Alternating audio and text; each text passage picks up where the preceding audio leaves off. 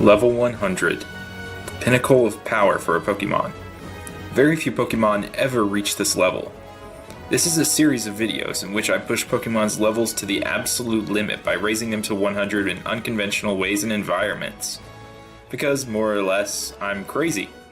This is the Level 100 Gauntlet. I hope you enjoy.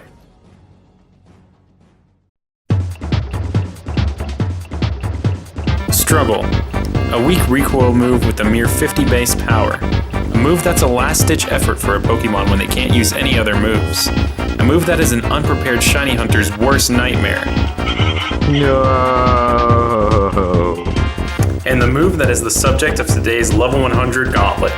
Struggle's undergone a lot of interesting changes throughout the generations. In Gen 1, it dealt normal-type damage, meaning that Struggle was incapable of hitting Ghost-type Pokemon. But in future generations, it ignores what normal-type moves are capable of doing and hits all Pokemon with regular effectiveness. The move also ignores the ability Wonder Guard, capable of knocking out a Shedinja without being a super effective move. Also, despite being a recoil move, it is not affected by the abilities Rock Head or Reckless. Note how my Shelgon still took recoil damage despite its ability. Its recoil was originally 1/2 of the damage the move dealt in Gen 1, reduced to 1/4 of the damage dealt in Gens 2 and 3, and from Gen 4 on eventually becoming 1/4 of the user's max HP regardless of the damage dealt. For a long time I've been receiving suggestions to do a level 100 Gauntlet using only this move, but I've always questioned what setup I exactly would use to consistently keep using Struggle. The most obvious approach is using a Smeargle. Smeargle's level up moveset conveniently only contains one move, and that move is the only move that has just one PP, Sketch. All one has to do with a Smeargle is outspeed something once with Sketch, and then you're good to struggle away. Given how unique Smeargle and the idea of the move Sketch is though, I wanted to save a Gauntlet with Smeargle for another day, so I didn't go with this strategy. I kept the idea of this Gauntlet on the back burner until, almost out of nowhere during a stream, this user, totally meta, came along with an idea that opened up the world of a Struggle Gauntlet to almost any Pokemon with almost effortless setup. And this is all thanks to the power of the vest. The Assault Vest, an item introduced in X and Y that greatly boosts a Pokemon's special defense, but forces the Pokemon to only use attacking moves. If a Pokemon is holding an Assault Vest and doesn't have any attacking moves at all, it will begin to use Struggle, meaning that I didn't have to worry about managing the PP of my Pokemon's moves or having to take any extra turns in battle to set up at all. The icing on this cake to this method is that we're somehow celebrating the 5-year anniversary of X and Y already, so I knew it was my destiny to believe in the power of the vest and take on the Struggle Gauntlet this way. Now I had to decide on which Pokemon I was going to use. I sent out a question to a few friends about what I should use, and I got some interesting suggestions, some from friends who wish to remain anonymous. But I was totally sold on a suggestion from my friend Alpha Zapdos, Bunnelby, since it's capable of having the ability Huge Power, which effectively doubles its attack stat. So I prepared a level 1 Huge Power Bunnelby, boosted its affection and Pokemon and me for a nice little extra experience boost, suited it up in the Assault Vest, and set out to train a Pokemon to level 100 only using Struggle. October 27th, Day 1. At a playtime of 584 hours and 57 minutes, the real struggle began. I learned pretty quickly that it was a true struggle. I was incapable of taking down a level 3 Zigzagoon, and Huge Power wasn't as huge as I hoped it would be. With the combination of how much those tackles were doing and the recoil damage, I was getting destroyed in seconds. So I had to opt for a different strategy for our first bit of experience. I had to fight something that wouldn't fight me back. So I went into Santaloon Forest and fought a Kakuna that could only use Harden. Due to the nature of Struggle's recoil where I take 1/4 of my max HP every single time that I use it, and the fact that the Kakuna kept increasing its defense with Harden, I had to keep using potions to heal up my Bunnelby in order to actually survive this battle. So even this early battle with the Kakuna that couldn't do anything to me was still kind of a struggle. But we managed. Let's go, Struggle Bun. Took down the Kakuna. It only took like 12 turns.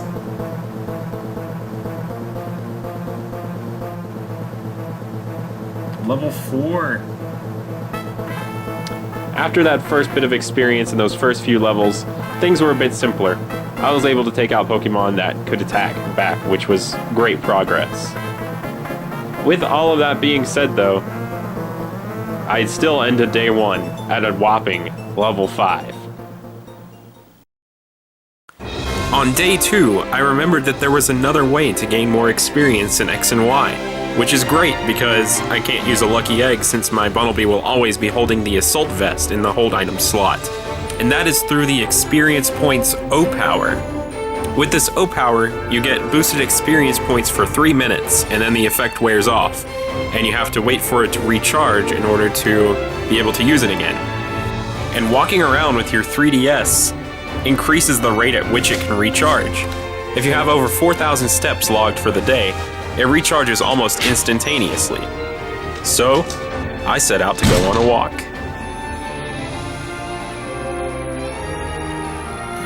It's always crazy to see an animal, like those ibises that I just saw, and think, wow, there isn't a Pokemon out there based off of that.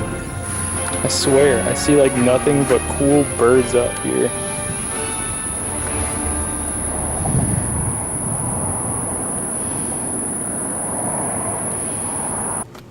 Home from the walk.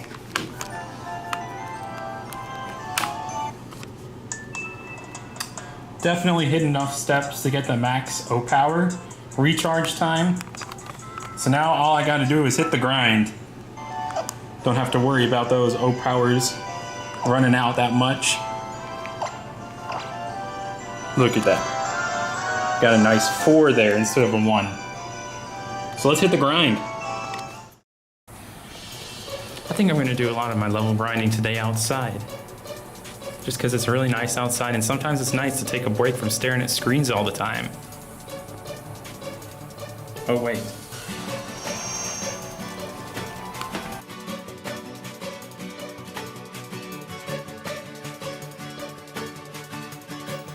Things started out great, but then I learned Quick Attack through Level Up, so I immediately made sure that I only taught it status moves through TM so I wouldn't have to worry about any level up moves ever again. And so, I went on a nice little tour of Kalos, more specifically the early game routes. I pretty much just stayed in one place until I was much stronger than all the Pokemon there and then moved on to another route. And I just took on as many Pokemon as I could while I had the 3-minute period of time for each experience power. And it lasted a pretty good amount of time, like 6 or 7 Pokemon or so.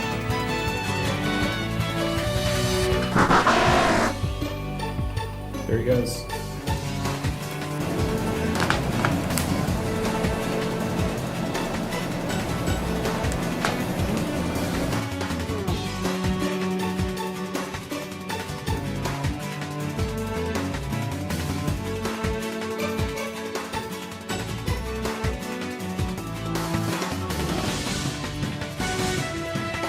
%100% accuracy no matter what.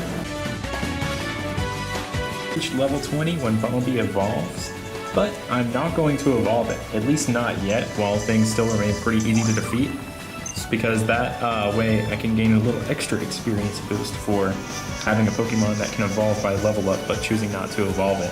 That's a neat little feature that they added in the 6th gen games. And here's a horde battle, which I definitely have to run from, because there's no way I can take on a whole horde of things with just Struggle, considering that I die if I use Struggle 4 times. And then I found a golden farming spot for experience. Route 6, where in the Shaking Bushes, you can find Wild Audino, which has one of the highest EXP yields of any Pokemon. And also this route has one of the coolest battle backgrounds in the entire Pokemon series, and it's a major shame that the average player will probably only see it for about 5 minutes of their playthrough X and Y. And I farmed this place until it started to get a little bit darker outside, and you can start to see the difference in the brightness as the day goes on here. Eventually, Strugglebot and I graduated to the big leagues, the Friend Safari, where we can find Chansey, Mrs. Experience Points herself. Chansey doesn't have the greatest defense stat, so KOing it with Struggle is actually very easy. In fact, this might have made things a little bit too easy. Later in the Gauntlet, you'll see me do some different things to mix things up and keep things interesting.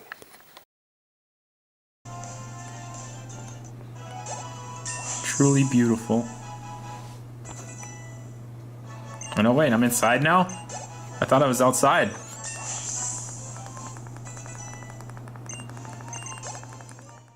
Well, this just happened. Shiny Chansey in the Friend Safari. I should have expected this in the Friend Safari. Yeah, I don't know what to do here, because there's not much I can do that will prevent me from receiving experience from this. I know a bunch of Nuzlockes and other challenges do like shiny clauses for it, but honestly, unless it's like a crazy full odds shiny, I'm not gonna do a shiny clause for a Gauntlet. So, let's see here. I don't know if there's any way I can actually make this thing faint right now. I'll try and stall out one turn with the battle item and see what happens. Like, give it an X accuracy. Takedown. That was a critical hit.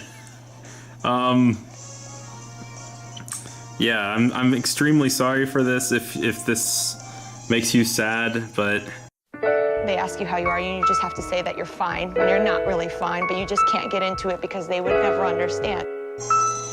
there goes a shiny Chansey. I'm sorry. Got us to level 53 though.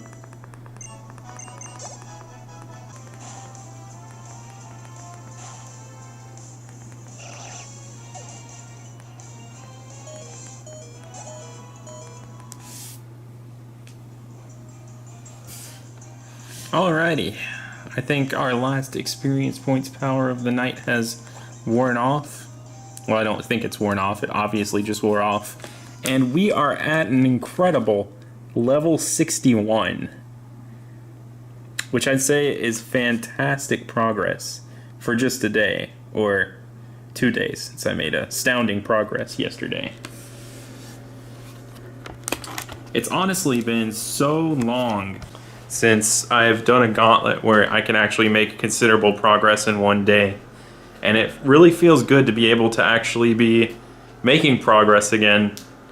Forgot how it felt.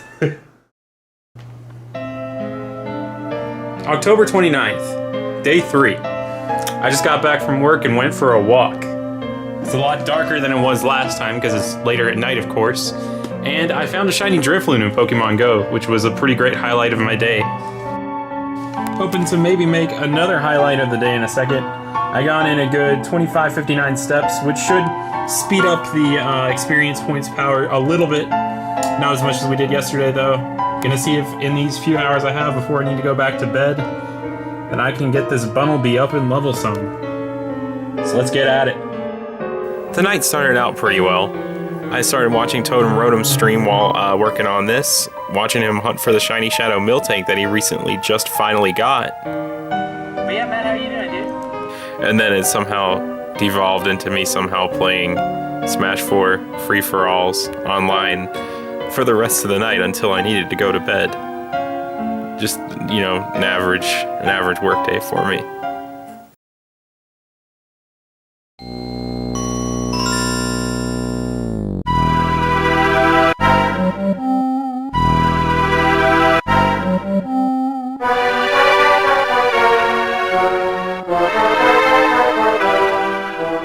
Happy Halloween! I decided since today's Halloween, I'd venture out to some different routes that are more Halloween themed. And also because, as efficient as fighting Chanseys is, it doesn't really capture the full spirit of the Kalos region. So, let's get spooky tonight. Maybe find some ghost types.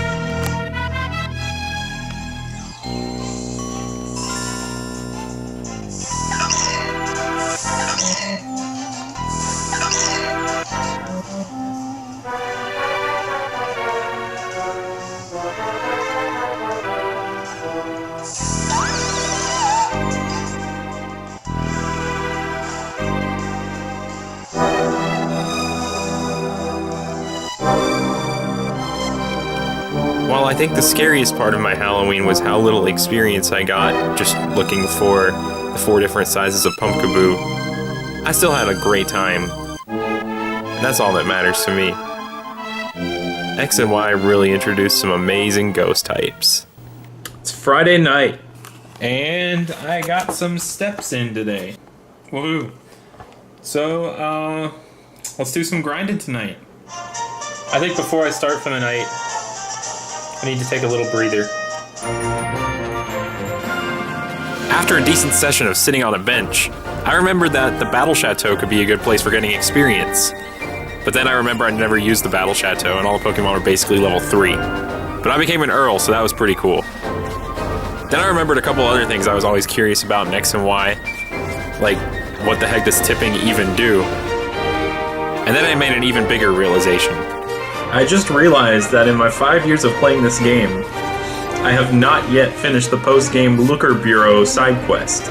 So I'm going to gain a few more levels in the Friend Safari tonight, and then I might actually evolve my Bunnelby so it can actually keep up with the high-level Pokemon, because it just does not right now with its base 36 attack, even with the huge power boost. But I think it will be able to do pretty decently as a Diggersby when I evolve it.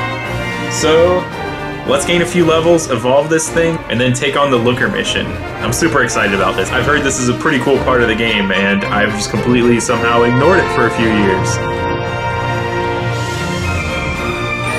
We have hit level 80 now, which I think will put us in a good fighting spirit for taking on this whole Looker side quest. And now we're going to get extra buff. Our Struggle Bun is going to become a strong Struggle Bun. It only gains like 20 base attack in evolving, but with huge power, that's a whole 40 base attack, so we might be able to actually one-shot things now that aren't like Chanseys. They're like 40 levels weaker than us. Looking strong. Cutscene. To complete my path to training course. The Looker method. Yes, even you can become a detective in 5EV, whatever. Preschooler Natalie. What is this preschooler doing with Pokemon stronger than most of Team Flare's Pokemon? Is one of the strange questions of Pokemon post-games. Sorry, Natalie. Wow, you are a really strong trainer.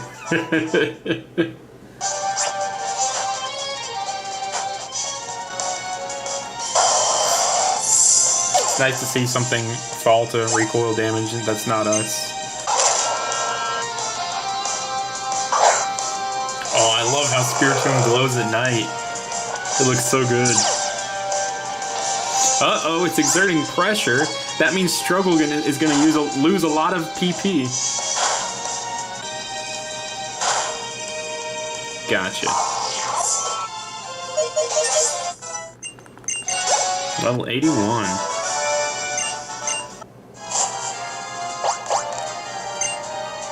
Japanese.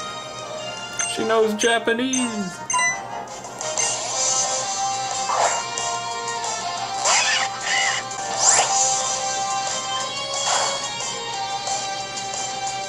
This one's gonna be a struggle. Oh no! It's not letting me use struggle. It's okay though, I'm probably not gonna gain experience from that.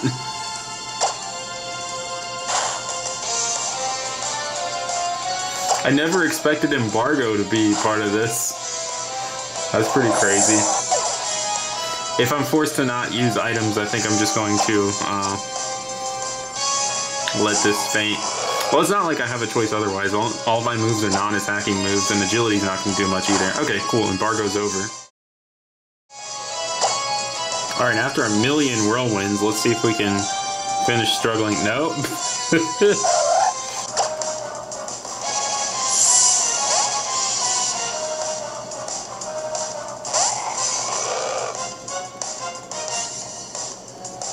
Come on, this is ridiculous.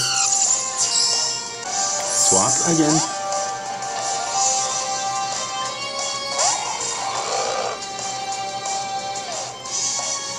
Now you decide to embargo again. Okay. Come on.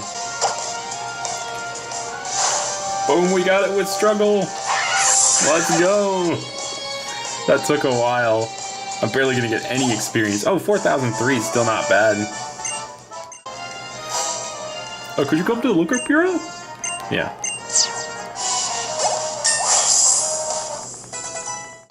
If I can find a video, I'm pretty sure way back in the day at school, for some reason, we flushed a Zero-Sick card down the toilet. I don't quite remember why, but that happened.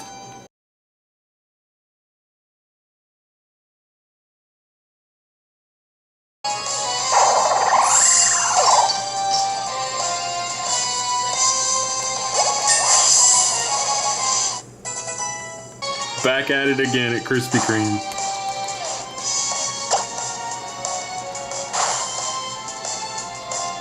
Oh, we landed a crit. Let's go. Oh, whirlwind. This is okay. Maybe it won't think to use embargo.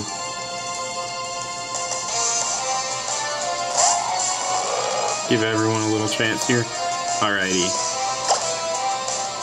Let's go. Let's not embargo.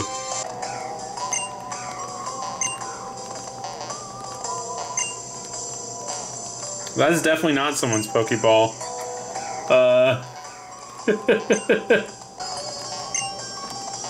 It's only checkable from that angle. That must be a glitch.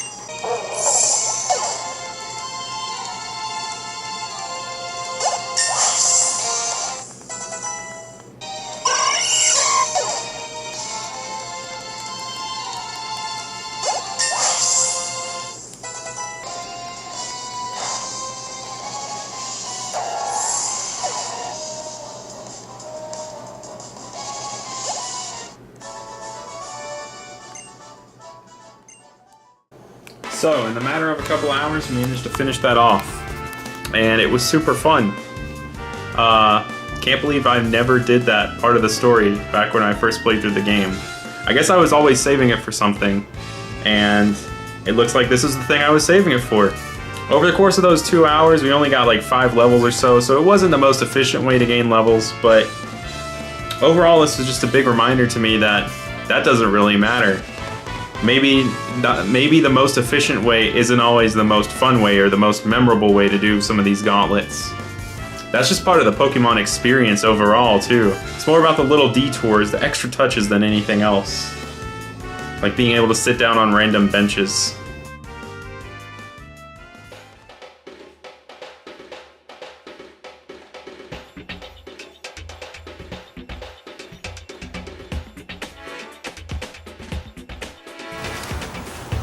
Today's Saturday, November 3rd, which is Gengar Day in Pokemon Go. So obviously I'm walking around with my 3DS in my backpack getting those steps, and I'm completely ignoring the Gengar raids and looking for Shiny Pinsir. So let's see if I can make that happen. Also got last Smash 4 monthly before Smash Ultimate releases today. So I'm going to that tournament as well, and I might do some grinding there between matches or something. Mission accomplished. Heck yeah. Let's get some pictures of this thing.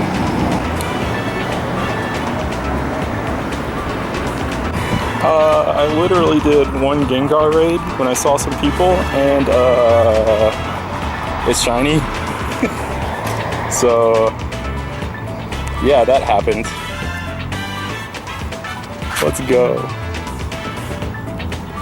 It's hitting the dab. Then, with enough steps in my arsenal, I showed up at the Smash tournament, and I played some pretty good intense sets. It was a really good time, and it was a nice way to send off Smash 4. I ended up taking second at the whole event, too, and I ended up getting a lot of time to grind between matches and just watch a lot of it. Competition was pretty stiff, though. There were only like 6 people there. Only 6 people showed up to the last Smash 4 monthly. Past midnight, so unfortunately my EXP power regenerates at a very slow rate now. I'm watching Smash Ultimate Japanese Showcase, and it's really cool. I'm so excited to play that game. And I'm just kind of going to some cool areas right now and doing some training because I can actually take on these high-level Pokemon now. Let's see if we can get to 100 tonight.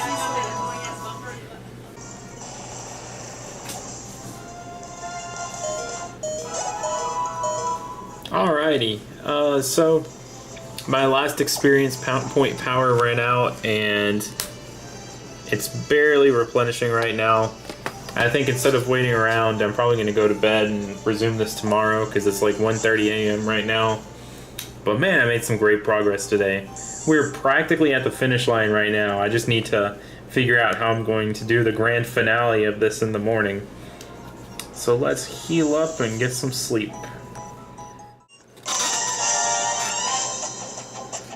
The final battle. Time to struggle it out and use good item management to continuously heal. Because I'm going to have to do that a lot, since there are 6 Pokemon I'm guaranteed to have to heal at least once. Maybe even twice. Definitely more than twice, though, because I'm going to be taking some hits here. I don't think I can one-shot anything here, unless I land a crit.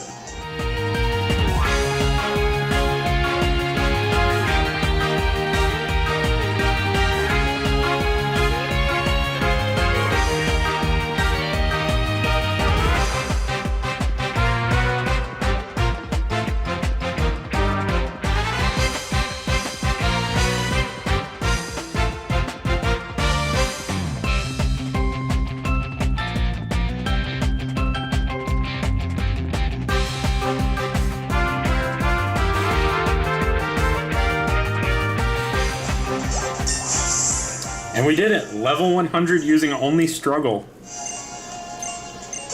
What a journey it's been.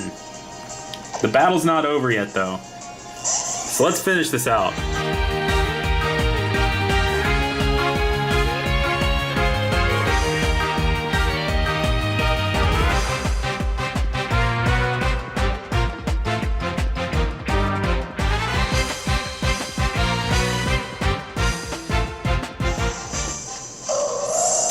And there we go.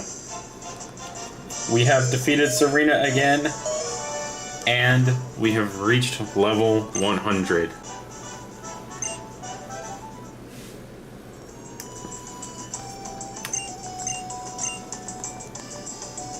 Now, I think it's time we finally take this vest off so Struggle Bun can retire and live a life of comfort. At level 100 with 1,000,000 experience points. Wow. Alrighty, so let's see how long this took. I don't remember if I showed the hours that I started at, but I'm at 595 hours and 53 minutes in game. Don't worry, the challenge definitely didn't take like 500 hours. I've had like a ton of hours on this game since the beginning. This has been a relatively short gauntlet, actually, taking a little over a week. But it's been a fun time. I really enjoyed this. I guess now I'm going to sign off, so thanks so much for watching, and I will see you next time.